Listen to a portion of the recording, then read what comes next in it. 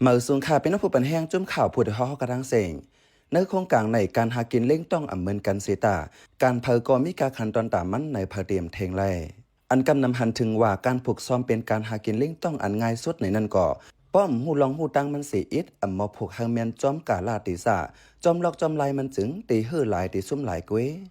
เนื้อตอนไหนตีปืนเพนในปันตั้งหูเกี่ยวกับหลองเจ้าส่วนเจ้านะเจอญาตีหลินล้อทรายไว้เจอนั่นตีเฮ็ดหือลุ่มลาแหล่ตีเลยผูกสั่งในเจอไหนลองในข้าเข้าใจเสือจนเมืองตีให้งานในปันกว่าค่ะอ้อผู้ลงเหรียญป้ายผูกซ้อมกูก่อในเขาเตือนหูไว้ว่าป้อเป็นลินเปื้อลินองไหนมันผูกซ้อมหยาบตาตีเฮาตวนพักมีหักมีโหมากกว่าง่ายย้อนนั่นแหละเผื่อต้าตีกว่าเลือกผูกตีเปื้อตีองนั่นกำนำตีอันกันเลือกผูกตีลินล้อซ้ายไว้นั่นก้วยอันลัดมาในเป็นตาเจ้าส่วนเจ้าหน้าเจออยู่จอมฝั่งนำจำหัดซ้ายเจอในสังมีตั้งเลือกแหล่กาแต่ไล่ผูกซ้อมตีนั้นจึงมันก็มีลายลุมลามันอยู่ก่อนไปลัดลองไล่ผูกซ้อมตีลินล้อซ้ายในเฮามาด้วยพรจามันอ่อนตังลินล้อซ้ายในเฮ็ดเฮาเงอลินอัมมีอาหาราเต็มทนตวนพักตวนเยออำเหยอสูงไล่ง่ายๆอัมมีแห้งจุบน้ำไว้ไล่หึงแหล่นาลินตีแห้งง่าย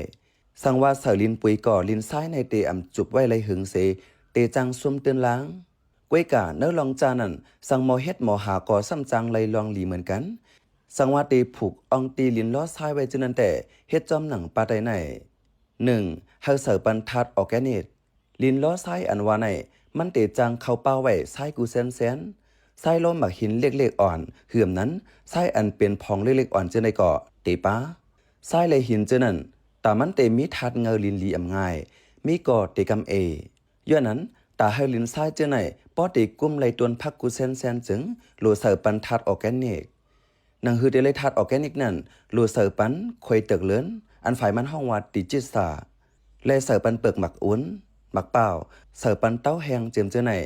ก้วยกะสังว่าหามาหยาบตึกแต่เลยซื้อมาเสิร์อยู่ในแต่เตจังตุ้มตึงเงินลงเตือนแท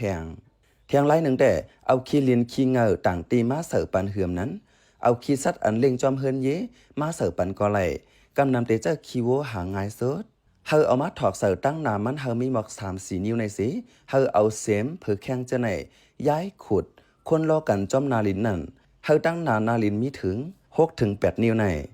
สังว่าเลยเสิร์ปันขี้ลินขี้เงาอันไรมาจอมสภาวะนั้นมาเสิร์ปัน1 ปีเลยที่สุด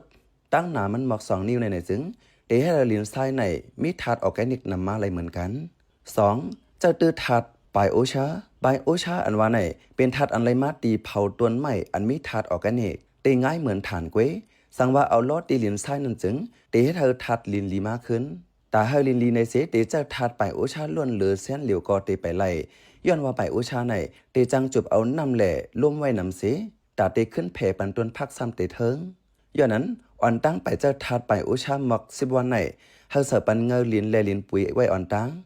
สังว่าเตเสิร์ทัดไบโอชา1 ปวนก่อเฮาเสิร์ทัดลินเงาเหือมนั้นลินปุ๋ย4 ปวนอันล่อเล่กันไว้นั่นตั้งหนามันเฮามีถึง3-4 นิ้ว3เฮาเอาเงาเสอันมาโถมปัน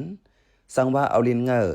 มาโถมปันอองตีอันมีซ้ายไว้เจนั้นจึงเตให้เธอจึมยำไว้หึงสังว่าโถมลินปันในจึงนำก่อเตอำเจียวแหงเหิดสังว่าหญ้าฝนตกหลอดเสือแหงก่อเตกุ้มไว้เลยทัดเงาทัดลิ้นสังว่าข้าวแหงเลี้ยงหนาอาลางไหนก่อเตกุ้มไว้ทัดจึมยำมันไว้อันเตจังไรเงาลิ้นสภาวะนั้นก่อเตเป็นมาไม่แหงเยอะแหงเพิ่งแหงเจอไหนเฮาเอามาแผ่ปันเนินนางลิ้นซ้ายนั่นมัก2-4 นิ้วสังว่าหึงมาจึงเยอะเจอนั่นเตนเนาเตเลียวเสเย็นเป็นทัดฝุ่นเงาเสหล่อเล่งเฮาลินลีผูกลีซ้อม4เฮาหมดเลิกผูกต้นหมอกหมากอันเตกึ่งแลบลิ้นซ้ายนั่นนางลินเมืองอันล้อซ้ายไว้นั่นถึงตีว่าแม่เพื่อนขึ้นยาวเสตาซ้ายเตือนเตมีไว้อยู่เหมือนเก่าแลลูปองเจอแทงว่าได้ผูกต้นแสนเหลอจังเตจังออกมันสังว่ากับผูกแม่นต้นอันหลูเงาลินลีเหมือนหนังแตงตำปูเหือมนั้นแตงเตาแหล่เข้ากับเจ้าไหนเตอำจังเลยน้ำต้อน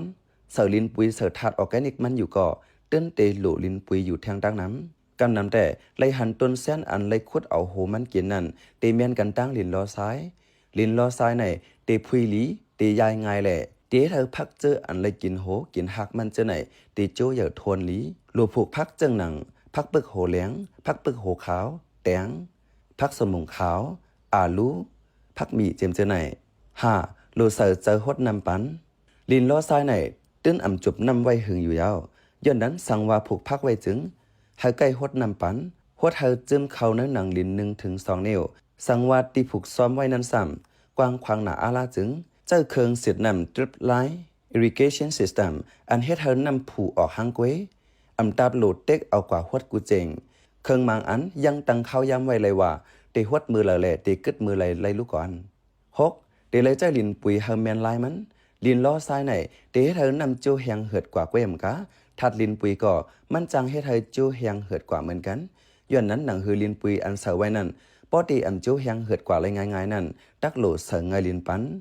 สั่งว่าเสาทัดลินปุ๋ยเหือมนั้นมีอสารนำก็เตจังไหลออกป้วนลินซ้ายในกว่าสิจังกว่าต้มเตือนนำห้องแกนำหิมหอมไหลตักโหลดเจ้าทัดลินปุ๋ยเส้นอันเตเจิมเขากำละร้อยกำมิดอิดอันห้องว่า slow release fertilizer ในนั้นกวยยาว7เฮาผูกปันต้นอันเตเฮ็ดเฮาเงยลินนำมาสังหูว่าติลินผูกซ้อมเจ้าเก่านั้นล้อซ้ายไว้ในจึงให้ใกล้ผูกปันต้นอันเวอมันหมากมันเตขึ้นเนาเปลี่ยนเงาเปลี่ยนพุ่นปันนังลินเมืองตัวอย่างมันเหมือนต้นโถข้ามหมากข้าวกิ่งผักกาดข้าวโอ๊ตโถโหจ้างแต่กว่าเจอไหนต้นเจอไหนเตเฮาลินมีเงามาเตเฮาลินม้วนออกมาอันเหมือสิเตกุ้มเฮาลินอยู่ไว้หึงมงแมงอันเตจังเฮ็ดให้ต้นพักเจอในก่อเตยอมลงเตกุ้มไว้ทัดจึมย้ำไว้แทงต้นอันจังเฮ็ดให้ลินมีเงามาก่อเหมือนหนังต้นอันป้าเนื้อเส้นเยอะยาต้นข้าวกิ่งเหือมนั้นข้าวแมนข้าวไห่คือต้นข้าวต้นกิ่งเจอไหนลีผูกป้าต้นอันป้าเนื้อเส้นโถลีกิวแมสและต้นอันป้าเนื้อเส้นว่ากี่เยอะเหมือนหนังผักกาดมาเข้าแตกเจียมเจอไหน